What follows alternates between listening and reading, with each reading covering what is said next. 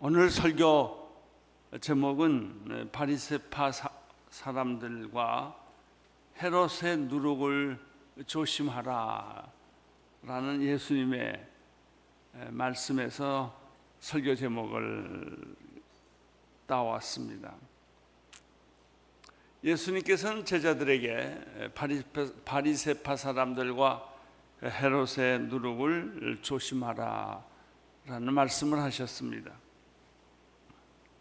여기서 바리새파 사람들이란 그 시대의 종교를 대표하는 사람들이고, 헤롯 왕은 정치를 대표하는 사람들입니다.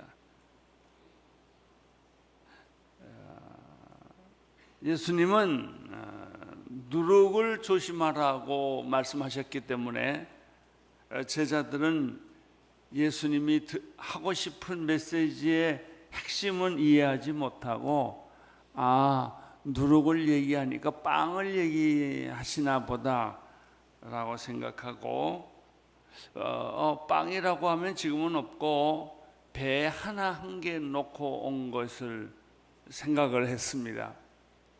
여기서부터 예수님의 생각과 제자들의 생각이 빗나가기 시작을 한 것입니다. 8장 14절부터 17절까지 한번 같이 읽겠습니다. 시작. 제자들은 깜짝 잊고 빵을 가지 않는 것, 그들은 가진 것이라고는 배 안에 있던 빵 한 개뿐이었습니다. 예수께서 제자들에게 경고하셨습니다. 조심하라. 바리새파 사람들의 누룩과 헤롯의 누룩을 주의하라. 제자들은 이 말씀을 듣고 서로 수군거렸습니다. 우리에게 빵이 없어서 그러시나 보다. 그들은 수군거린 것을 다 아시고 예수께서 말씀하셨습니다. 왜 빵이 없는 것을 두고 말하느냐? 너희가 아직도 알지 못하고 깨닫지 못하느냐? 너희의 마음이 둔해졌느냐? 예수님의 경고에는 무슨 뜻이 있을까요? 왜 예수님이 제자들의 마음이 깨닫지도 못하고 또 알지도 못하고 둔해져 있는 것을 책망을 했을까요? 그것은 지금 예수님이 하시는 말씀이 빵의 문제가 아니라 누룩의 문제라는 것을 눈치채지 못했기 때문입니다. 특별히 종교인들의 누룩과 정치인들의 누룩을 조심하라고 하시는 것입니다. 누룩은 무엇일까요? 누룩은 악을 의미합니다. 원래 빵을 부풀기 위해서 쓰는 이스트와 같은 것이 누룩입니다. 원래 본래의 빵을 부풀게 만들어서 사용하는 것이 이스트인데, 구약에서는 이 유월절과 무교병에는 누룩이 들어간 빵을 먹지 않습니다. 여러분 성경을 보시면 제사에는 무교병, 누룩이 들어가지 않는 빵을 꼭 씁니다. 누룩이 들어가는 빵은 제사에 사용할 수 없습니다. 이 누룩은 왜 제사에 사용하게 되었느냐면, 조상들이 출애굽할 때 빵이 발효될 시간이 없어서 그냥 빵을 반죽한 채로 보자기에 싸서 들고 서둘러 떠났는데, 이것을 기억하고 그 후로부터 이스라엘 백성들은 제사 때마다 이 누룩 없는 떡으로 제사를 드렸던 것이죠. 그것이 신약 시대까지 계속됐습니다. 하나님께 드리는 제사는 발효되지 않는, 거품이 없는 원래의 밀가루 빵, 거기에 뭔가 가미되지 않는 순수하고 순결한 누룩이 없는 빵, 맛이 없겠죠. 딱딱하겠죠. 그렇지만 그것으로 제사를 드렸다는 것입니다. 우리 예배도 얼마나 거품이 많은지 몰라요. 어떻게 보면 치장이 많고 거품이 많고, 또 우리 예배도 너무 복잡하고 또 인간적인 생각이 많이 들어갈 때가 있습니다. 예수님께서 말하신 종교적인 누룩은 무엇을 의미하는 것일까? 그것은 종교의 이름으로 행해지는 모든 악을 의미하는 것입니다. 종교가 나쁘다는 것이 아닙니다. 만약 종교와 정치가 나쁘다고 한다면 우리의 삶의 근본을 부인하는 것이죠. 우리의 삶이 종교고 우리의 삶이 정치입니다. 그러나 오늘 예수님께서 말씀하시는 것은 특별히 종교 안에 저지르기 쉬운 죄가 있고, 정치는 좋은 것인데 정치에 손을 대기 시작하면은 누구든지 정치 안에 독버섯처럼 번져 있는 악에 접근하기 쉽고 악에 이용당하기 쉽다는 것이죠.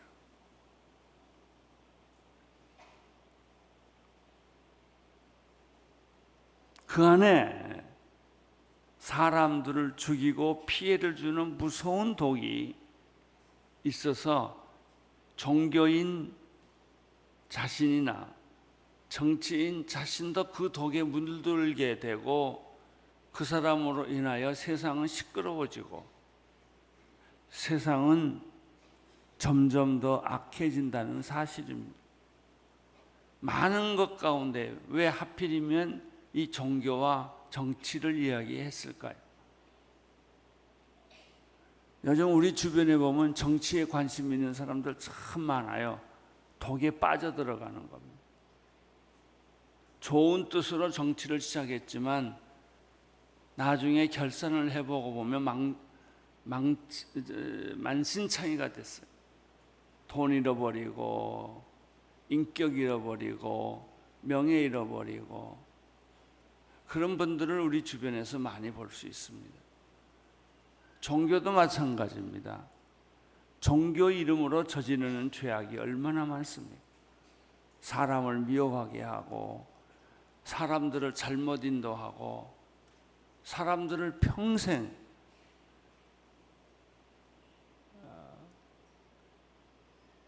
어두움의 생활을 하게 하는, 그래서 종교는 어떤 면에서 마약과 같은 그런 역할을 한단 말이죠. 그러면 대표적으로 종교가 가지고 있는 누룩과 같은 역할은 무엇입니까?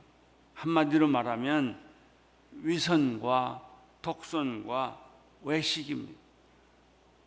종교의 가장 큰 누룩은 위선입니다. 거룩한 척하고 가운을 입고 또 하나님처럼 위장을 하는 것이죠. 그러나 그 자신도 똑같이 죄를 짓고 사람에게는 겉모양은 아름답게 보이지만은 내면은 그렇지 않단 말이죠. 우리가 교회가 세상에 손가락질 받는 것은 그런 이유 때문에 그런 것입니다. 하나님 말씀 위에 온갖 인간적인 행위와 관습을 더하고 자신의 의로운 행위를 앞세우고 오만과 독선으로 일관하는 것입니다. 종교는 하나님께 가장 가까이 가도록 도와주는 것이 목적인데, 결과적으로는 하나님을 무섭게 만들고 하나님과 가장 멀리 있게 만들어 놓는 것이죠. 이것은 종교가 가지고 있는 누룩 때문에 그런 것입니다. 여러분들이 이렇게 주일날 교회 매주일 찾아와서 하나님을 만나고 예배를 드립니다. 근데 매주일 나온 결과가 잘못됐다면 얼마나 큰 비극이겠습니까? 어느 교회에서 싸웠어요. 막 교인끼리 싸우고 소리를 지르고 헤어졌어요. 아니 그렇게 평생 설교를 듣고도 그렇게 싸우냐고 목사님이 한탄하니까 거다 목사님 덕분입니다.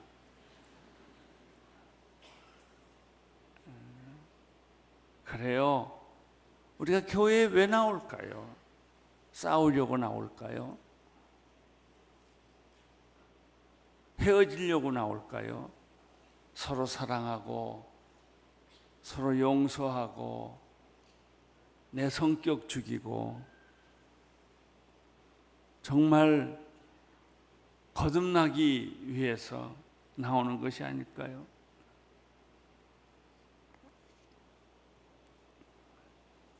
잘못된 종교만큼 위험한 것도 없습니다. 이단을 보면 그것을 알 수 있죠. 너무 종교에 깊이 빠져서 그건 종교라고 말할 수도 없죠.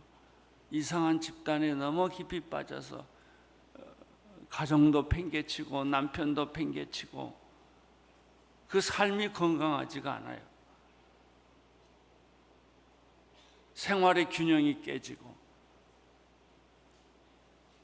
그래 모든 평범한 사람의 눈에 볼 때도 저건 이상하다 하게 느끼는 거죠. 예수님께서 마태복음 7장 19절에서도 거짓 예언자를 조심하라. 그들은 양의 털을 쓰고 나오지만 속은 사나운 일이다. 이렇게 말했습니다. 예수님께서 제일 먼저 지적해 준 종교적인 누룩을 제일 먼저 지적해 주셨다는 것이죠. 우리들이 가장 큰 위선자가 될 가능성이 많은 것을 지적해 주었습니다. 예수님이 종교적인 누룩을 지적하시고 난 다음에 두 번째로 아주 조심해야 될 사람들이 정치를 하는 사람들입니다. 왜? 그것이 그만큼 자기 자신을 속이고 민중을 속일 수 있는 위치에 있기 때문에 그렇습니다. 헤롯의 누룩은 무엇입니까? 권력을 탐하고 거짓말을 밥 먹듯 하는 것이기 때문에 그렇습니다. 약속을 하고 다 잘 지키면 얼마나 좋겠습니까? 정치의 속성상 구호를 다 못 지킵니다. 약속을 다 못 지킵니다.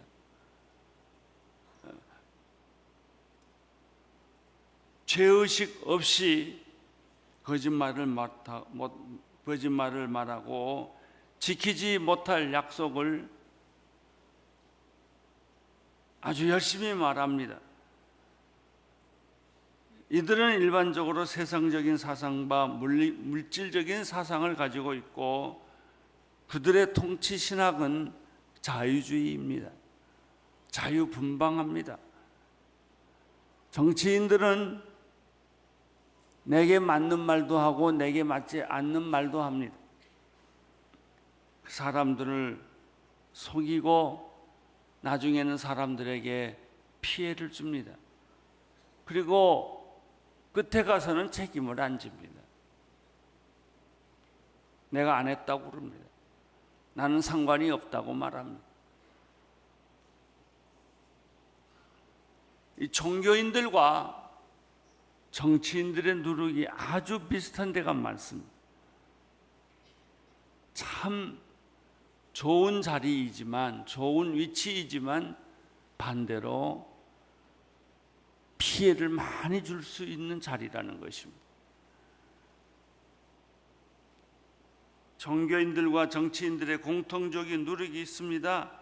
거짓말을 쉽게 하고 허례허식을 좋아하고 허세를 떨기를 좋아하고 외식과 위선으로 사람을 속인다는 것이죠. 항상 그는 남에게 보이는 걸 좋아합니다. 그리고 피해를 줍니다. 17절에서 예수님은 다음과 같이 말씀을 했지요. 너희가 어찌하여 빵을 가지고 수군거리느냐? 아직도 깨닫지 못하느냐? 빵 5개로 5,000명을 먹이고 12광제를 남게 하시고 빵 7개로 4,000명을 먹이시고 7광지를 남게 하신 사실도 다 잊어버렸다는 말이냐? 빵 문제가 아니다. 그러나 예수님의 제자들은 영적인 문제를 잘 몰라요. 기껏 생각해야 빵 문제예요. 물질의 문제예요. 기껏 생각해야 권력의 문제예요. 누가 더 크냐? 이런 문제를 가지고 관심이 있지, 영적인 문제 가지고서는 별로 생각이 미치지 못한다는 것이죠. 무엇이 내 내면의 세계를 더럽게 만들고 나로 하여금 악한 행실로 끌고 가느냐, 이 문제에 대해서는 사람들이 예민하게 보지 못한다는 것이죠. 너희가 눈이 있어도 보지 못하고 귀가 있어도 듣지 못하고 기억도 하지 못하는구나 라고 반문하십니다. 마가복음 8장 18절에서 20절을 같이 읽겠습니다. 시작. 너희가 눈이 있어도 보지 못하고 귀가 있어도 듣지 못하느냐? 기억하지 못하느냐? 내가 빵 5개를 5,000명에게 떼어 주었을 때 남은 조각을 몇 바구니나 거두었느냐? 그들이 대답했습니다. 12바구니였습니다. 내가 빵 7개를 4,000명에게 떼어 주었을 때 남는 조각이 몇 바구니냐 거두었으냐? 그들이 대답했습니다. 7바구니였습니다. 21절에 보면 그러자 예수님께서 말씀하셨습니다. 너희가 아직도 깨닫지 못하느냐? 교회 아무리 와도 영적인 것을 깨닫지 못하면 아무것도 깨닫지 못하는 거예요. 그냥 글만 읽으신 거예요. 그냥 설교만 들은 거예요. 하나님의 말씀을 깨닫지 못한 거예요. 세월만 보내고 시간만 보낸 것이죠. 그냥 익숙해진 거예요. 교회 생활에 익숙해지고 신앙 생활이 습관이 된 거죠. 22절, 23절에 이런 말씀이 또 있습니다. 시작. 그리고 그들이 베세다에 갔습니다. 사람들이 아직 보지 못하고 온 사람을 데리고 와 예수께 만져달라고 간청했습니다. 예수께서 그 사람의 손을 잡고 마을 밖으로 데리고 나가셨습니다. 예수께서 그 사람의 눈에 침을 뱉으시고 그에게 손을 얹으시며 물으셨습니다. 네가 좀 보이느냐? 장면이 바뀌어 벳세다로 옮기셨습니다. 거기에 한 사람이 여러 친구들과 함께 기다리고 있었습니다. 이 사람은 소경이었습니다. 앞을 못 보기 때문에 자기가 스스로 예수님께 찾아올 수가 없었습니다. 그래서 친구들이 이 소경을 이끌고 예수님께 찾아온 것입니다. 간청을 했습니다. 이 앞을 못 보는 소경을 고쳐주십시오. 먼저 이 친구들을 좀 생각해 보겠습니다. 앞 못 보는 친구를, 앞 못 보는 이 사람을 돌보는 친구들. 남을 돌본다는 것은 그렇게 쉬운 일이 아닙니다. 한두 번은 도와줄 수 있겠죠. 계속해서 돕는 일은 쉬운 일이 아닙니다. 우리 교회에서도 장애인들이 많이 있습니다. 교회를 오고 싶은데 누가 업어줘야 옵니다. 한두 번은 잘합니다. 그러나 계속해서 하는 것은 쉬운 일이 아닙니다. 약자를 돌보는 사람들은 아름다운 사람들입니다. 예수님께서 그들을 칭찬해 주셨습니다. 이 소경의 믿음도 중요하지만 소경을 데리고 온 사람들의 믿음을 예수님은 축복해 주셨습니다. 교회는 약자를 돌보는 사람들로 가득 차야 합니다. 항상 우리 옆에는 내가 돌봐야 할 약자들이 있습니다. 그런데 예수님께서 이 소경을 데리고 마을 밖으로 나갔습니다.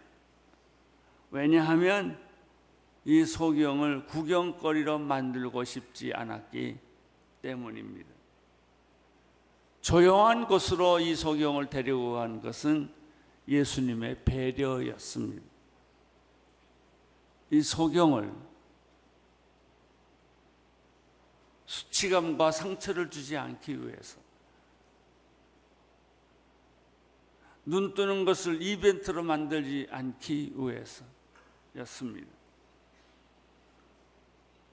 그리고 이 소경이의 눈에 침을 바르고 그에게 손을 얹으시고 뭐가 좀 보이느냐라고 물으셨습니다. 소경이 의심 없이 믿음을 가지기 위한 일이었습니다. 이것 또한 소경에 대한 배려였습니다. 이 소경은 들을 수 있기 때문에 소경아 눈 떠라 그러면 될 일을 예수님은 좀 더 친절하게 이 소경에게 가까이 다가가 만지시고 또 침으로 치료를 하신 것입니다. 이 소경은 24절에서 이렇게 대답합니다. 그 사람이 쳐다보며 말했습니다. 사람이 보입니다. 그런데 나무가 걸어 다니는 것처럼 보입니다.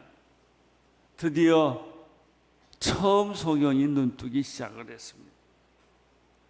그러나 처음 눈뜨기 때문에 모든 것이 확실하지가 않고 시력이 완전히 돌아오지 않았다는 것입니다. 어렴풋이 보이기 시작했습니다.